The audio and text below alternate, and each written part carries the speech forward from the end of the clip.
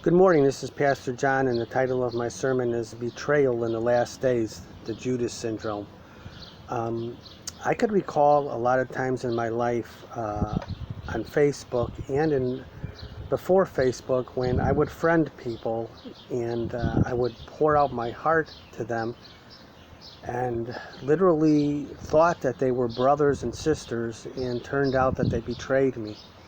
I'm sure a lot of you have experienced the same thing where you've went to people in confidence, poured out your uttermost secret thoughts, things you're going through in your life, and basically were betrayed by these people where they turned their back on you, or else maybe they even used what you shared with them against you later on. This is something sad and something we really ought to guard against in these last days. Jesus Christ himself felt how this was. I want to share a few Bible verses with you very quickly. Psalm 41:9, which Jesus quoted, "Yea, my own familiar friend, in whom I trusted, who ate bread with me, has lifted up his heel against me." To eat bread with someone is not only supping with them and partaking of a meal with them, you're sharing with them. In other words, you're sharing your life with them. You're sharing your thoughts. You're sharing your secrets. You're sharing everything you're going through in life. In Matthew 26:3, Jesus answered, "The one who has dipped his hand in my bowl with me shall betray me." And in Luke 22:21, "Look, the hand of my betrayer is with mine on the table." To come so close to someone, to tell your innermost secrets to share things you're going through in life, sickness, problems, worries, challenges, and to have them totally turn their back on you and betray you, what blow this is. What a hurt this is. This is one of the greatest hurts, because in life we open up ourselves to people because, let's face it, life is difficult. It's difficult to get through these days, especially in these last days we're in now, where we're looking for answers. We're looking for a friend, somebody we can share what we're going through, and to have somebody betray you like that. I'm thinking back, in the days of Jesus, when he was on the table at the Last Supper, and he basically was pouring his heart out to his disciples. And yes, he knew ahead of time who was going to betray him, for he said, "Whosoever dippeth his bread in the dish when I dip mine, the same will be him." And he actually told Judas, "What you are going to do, go do quickly." So Jesus knew this, but that doesn't mean that it didn't cut his heart as bad as it cuts our heart when we experience this, when we pour our hearts out to somebody, our souls, and have them basically slap us in the face. To add ultimate insult to injury with Judas, he being the betrayer of Jesus Christ, he met him in the garden when he was praying in agony. How many times have we been in agony and went to a friend, and the betrayal of that friend cuts very deep? But Jesus was in the garden praying to the Father. He was praying in agony. He was so distraught and afraid in the flesh by what was coming that his sweat became his blood. And Judas Iscariot, the betrayer, he who slapped Jesus in the face and spit upon him, basically came up to him and said, "I will give you a sign. He whom I kiss, grab him and hold him fast." And forthwith he came up to Jesus Christ and said, "Hail, Master," and kissed him. And Jesus turned to Judas with tears in his eyes from the rejection and the hurt that one he loved so much had abandoned him.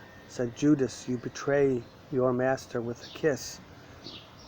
Yes, how many times in your life have you received that Judas kiss, where a friend who you thought was close enough to share everything with pour your heart out to pour your soul out to one who you called brother or sister, and they turned around and spit upon your face and slapped you and buffeted you.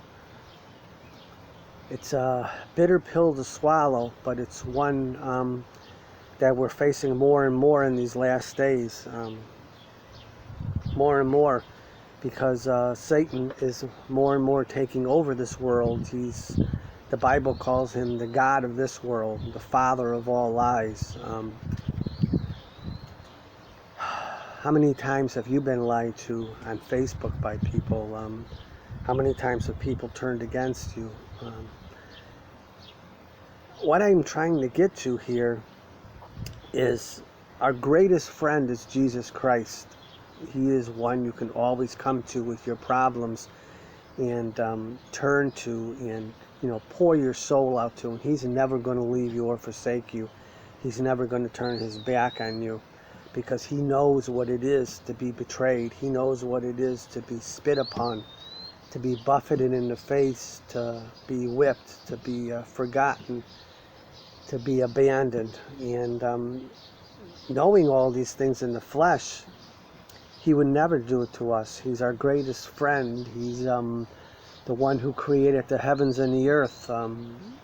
When everything was without form, in the beginning of the world, Jesus Christ was with the Father. And the Father called to Jesus and said, "Let us create man in our own image and likeness." And he created man, and the Bible said it was a good thing. And it's a shame that in this world we have so many Judases. We have so many people who betray us. But like I said, Jesus Christ is a friend forever. He will never betray you or leave you. And in these last days, let's cut off our alliances from those who will betray us, and pray more discernment through the Holy Spirit of who we can trust and not trust. And like Paul said when he was preaching to the Jews the gospel of Jesus Christ, and they abandoned him and said, we don't want to believe this stuff. He said, okay, I'll turn to the Gentiles. In other words, shake the dust off your feet from these people. Do not let them hurt your spirit. Do not let them bring you down to their level, for they probably have some kind of demon or something inside of them. I myself have been told lately by God in a dream on Facebook that I actually have people wishing evil against me. And even though you're a servant of the Lord, do not think that people will not wish evil against you. People have demons in their souls. I have been told there is a woman and two men who wish evil against me, who would like to see me fall, who would like to basically eliminate me. That's what I've been told in the spirit. And I do believe that God speaks to us. He speaks to us in the spirit. He lets us know these things. So what I'm trying to say to you in these last days is, you Judases out there, you are being exposed. You are being exposed by God the Father and the Holy Spirit. And your days are numbered. What you do in secret will not be in secret anymore. And remember, woe unto anyone who wishes evil against the man of God. So till next time, this is Pastor John checking out, saying peace, love, and joy to you, and always seek out Jesus Christ in all things. And remember, he will never leave you. He will never forsake you. There is no Judas involved when you speak with the Lord, when you turn to the Lord, when your heart is poured out to him. Have a blessed day out there, and just remember, always keep your eyes on your Creator, Jesus Christ. Peace, love, and joy. Pastor John checking out.